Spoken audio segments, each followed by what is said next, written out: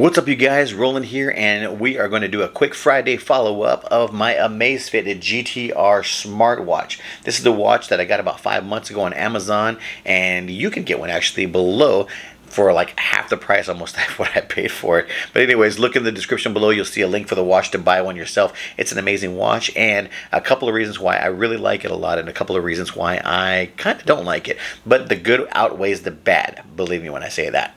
So number one, the good. This thing takes a beating and it keeps going. I missed an opportunity right there. It takes a lick and it keeps on ticking. Boom. Should have said that. Anyways, if you look up here at the very top of it, it's got a huge gash in it. I'll get a close-up picture here in a second, and you can see that close-up picture probably up here somewhere over here. But basically, had my hands full, was pumping gas, trying to step over the hose, and trying to put some stuff in the truck at the same time, and I tripped and kind of went into a concrete pylon. The watch caught the brunt of the hit. It did hurt. I hit it pretty hard, and it cracked the top edge of the crystal and bashed in a little bit of the case, but the watch didn't even miss a beat. Worked perfectly fine. I thought it was ruined. I even scratched up the crystal just a little bit, but it seemed to work perfectly fine. The Gorilla Glass itself is pretty sturdy. Everything works as far as timekeeping, messages. It didn't have any functionality problems whatsoever as far as the watch is concerned. I even ran it underwater to make sure that there was no, ability for moisture to get inside, and it works perfectly fine. Did not hurt the watch at all, which is pretty amazing. And the functionality of all of the vital monitors, for instance, heart rate monitor and blood oxygenation, also work fine. Number two of why I like this watch a lot is I love the flashlight mode. If you turn the watch on and you swipe down, let's go back to main menu, and you swipe down from the top, there's a little picture of a flashlight up here. If you hit that, it turns on the LED screen full blast, and believe you me, it is bright enough to light up a room so you can walk through a room that's dark and not trip and stub your toe. So I think that's a cool feature. I use that a ton. So the flashlight feature, that's number two of why I like this watch a lot and why I think it's a pretty cool little trick. Just turn the watch on, slide down from the top, and you'll see your little flashlight mode. If it's not there, you can go into settings and you can add the flashlight widget to that sub menu there. But cool little feature, easy to get to. Another thing that I like a lot is number three, which is the battery life. So I have tested this with every single metric on, from blood oxygenation to heart rate monitoring, and also my stress level, which is pretty high. But the stress level, heart rate monitoring, and blood oxygenation, I have it set up to check those metrics every single minute. I think it's every single minute. It's all I know is I hit it to the setting to where it says this will drastically reduce battery life. And with that, all those items being on, including GPS, and using the GPS on walks multiple times a week, I was able to still get 7 days of battery life. On the seventh day, that sounds kind of odd. On the seventh day, the watch was only at 10%, which means it still had pretty much the full day worth of using the watch before it probably died.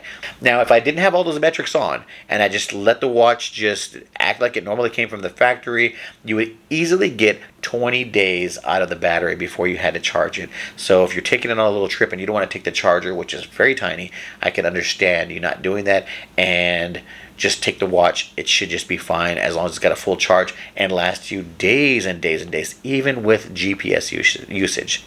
Number four is the ability to be able to answer and make phone calls with the watch, including answer text and send text messages back with the watch. So being able to just push answer and talk on the watch to be able to answer a call when my phone is in the other room and I am in the office and I want to be able to talk to somebody, that's a great little feature. I love that feature. Those are the four things that I think are just amazing on this watch. Now, to piggyback off of the answering phone calls thing, that's one of the things that I don't like is, at the same time, while it can do those things, it has a little bit of a caveat. So if you download music onto the watch, which is kind of a cool feature, but kind of hard to do. If you download music onto your watch and you want to listen to that music with your Bluetooth headset, and you have the Bluetooth headset connected to the watch, then imagine the watch is acting as it's a Bluetooth headset itself. So If your Bluetooth headset is connected to the watch and a phone call comes in on your phone, that phone call can be answered with the watch. So you can press answer and the audio will come out on the watch. You'll be able to talk to the person from the watch directly on the watch. It will not come out on the Bluetooth headset. Even though the Bluetooth headset is connected to your watch, that phone call can only be conducted through the watch itself. Now there's a button on the watch to transfer the signal of that call back to your phone and to take the call on the phone like you normally would, but it still won't transfer to your Bluetooth headset because the headset's not connected to the phone, it's connected to the watch. So that's the one drawback. All right. Number 2, I kind of touched on it a little bit of things I don't like, is putting music onto the watch. It is a process. It's got multiple steps, and then not only that, the Zep app that this watch comes with, which is the app that controls the watch basically, is junk. It's a really hard to navigate app. If you start messing with it a little bit, then it starts to make more sense, but ultimately that watch app or the Zep app is not great. Now, all the metrics that it gives you and all the information, sleep data, blood oxygenation, heart rate, all that stuff is great. But just other little things that you want to do, like customization of the watch and adding music to it, adding calendar stuff, forget it. Those are terrible functions of the watch. It can be done, but it's a pain in the butt. So the Zep app, I hate it. I don't like it, but I love the watch. Number 3, I'm a lefty. I like to wear my watches on my right hand, and I put the watch on my right hand, which is great, and the buttons can be moved from the left to the right. But unfortunately, you can't flip-flop the buttons, which kind of sucks because one of the buttons is really nicely beveled and it does the functionality of scrolling up and down through menus. So that's great and all. The other one doesn't do that. The other one is just made to activate a sport or activate whatever submenu that you put on there. I don't like that. I wish that I could flip-flop the buttons too, but I can't. So I would have to wear it on my right hand and have the buttons be facing my elbow, which is not great if you're doing an activity in a sport and you want to hit a lap time or hit the next reps. So it's not very functional for that. I mean, I get it that normal watches, the crown is on that side. For normal watches, it's something I deal with. But on a smartwatch, I really would like to have the buttons be on the left side and also be able to have the buttons that I need where I need them. I know it's a small, minute little complaint, but it's my complaint, so whatever. So that's something I don't like. And number 4 of the things that I don't like is the fact that when it gets wet, it gets wonky.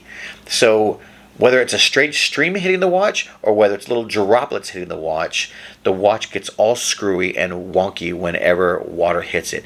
It goes into submenus, it pulls up the calendar, it tries to activate your Echo device, it tries to make a phone call. It just gets squirrely. Now you're probably thinking, well, just stay out of the water, Roland. I get that. But if you're out in the rain on your bicycle on a bike ride and rain starts to hit, which you probably shouldn't do too much of that riding in the rain, but if you are and you get caught in a rainstorm, it can start dialing people. So that's kind of weird. It's a little thing that I don't really like too much. So I've gotten in the habit of, I'm out and it starts to rain or something happens and I want to walk, I just rotate it around underneath so that way the rain doesn't fall directly on my watch if I'm on a bike ride or something. But for the most part, it hasn't really been an issue. It is waterproof and it can get wet and submerged and all that stuff, and nothing's going to happen to the watch. But just keep in mind that as the water hits it, you'll have little issues with the functionality and the screens bouncing around. That's pretty much it. Other than that, the watch has been great. It's a really fun watch to have. It has so many features, and I love the customizable faces that you can put on the watch. And they're so customizable, they're so easily done that you can literally watch me do a customized face right here. Just hold down the main screen, and then once you do, actually you gotta hold it down right in the middle.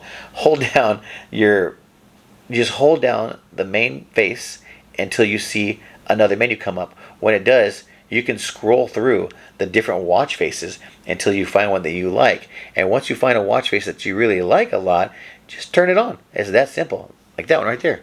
Boom. We got a new watch face set up just like that. that fast. I like that part a lot. And yeah, it's a cool watch, great watch. Look in the description below. You'll be able to see a link to be able to purchase a watch at a crazy discount right now. And other than that, I hope you guys have a great weekend. Enjoy yourselves. Please like and subscribe and put a comment down below. Let me know if you have any questions when it comes to the functionality of the watch, tricks, things like that. I'll also put a link below for a purchase link, that is, for a couple of the other watches they make, like the T-Rex, which I think if you go out and you get dropped and beat up and fall off your bike and tumble around a lot in the dirt and stuff, that's probably the watch that you want to get.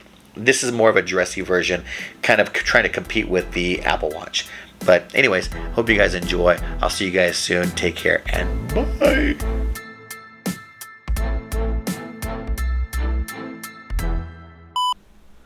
So the watch can act like a Bluetooth headset, but the Bluetooth headset can't act like a watch.